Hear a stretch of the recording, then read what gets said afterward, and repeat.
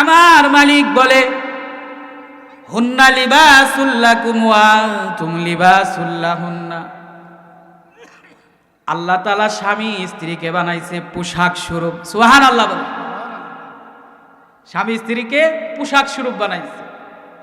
স্ত্রী স্বামীর জন্য পোশাক স্বরূপ, স্বামী স্ত্রীর জন্য পোশাক স্বরূপ। বলবেন হুজুর পোশাকের সাথে কেন তুলনা দিলেন? দেখেন এই যে আমি জামাটা পরছি, এই যে কাপড়টা পরছি, এটা আমার শরীরের সাথে লেগে আছে না?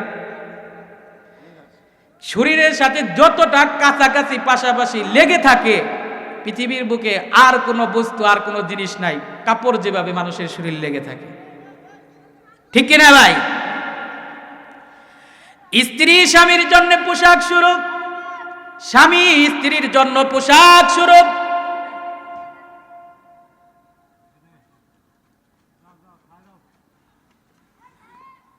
স্ত্রী স্বামীর জন্য পোশাক স্বরূপ, স্বামী স্ত্রীর জন্য পোশাক স্বরূপ। কেন পোশাকের সাথে তুলনা করলেন? কয় পোশাকটা কাছাকাছি থাকে, পাশাপাশি থাকে। আল্লাহ তাআলা বাবা আদম আলাইহিস সালামকে বানাইলেন। আদম নবীকে বানাইছে জান্নাতের ভিতরে, ভালো লাগে না?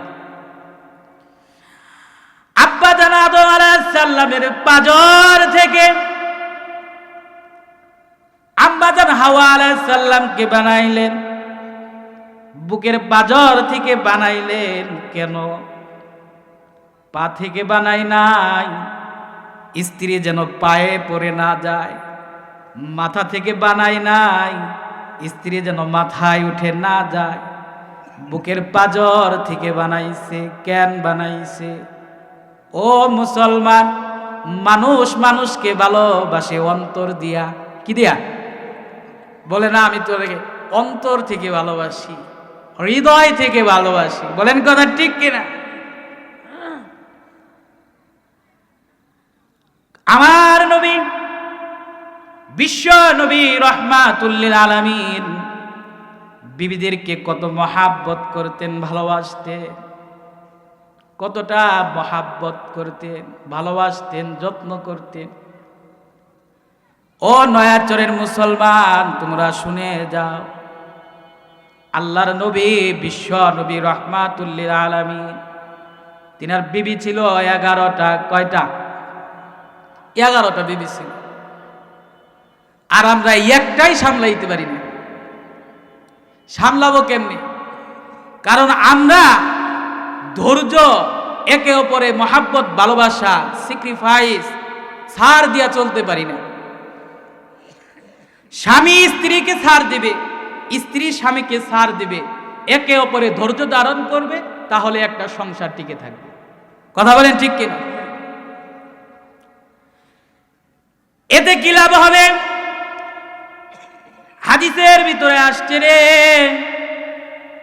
স্ত্রী একটু কথা বলার কারণে স্বামী যদি ধৈর্য ধারণ করে, স্বামী কথা বলার কারণে যদি স্ত্রী ধৈর্য ধারণ করে, ও মুসলমান, এই যে ধৈর্য ধারণ করলা, হযরতে আইয়ুব আলাইহিস সালাম যেভাবে ধৈর্য ধারণ করেছিল, ওই পরিমাণ, ওই সমপরিমাণের সওয়াব তোমাদের আমলনামায় দিয়ে দিবে,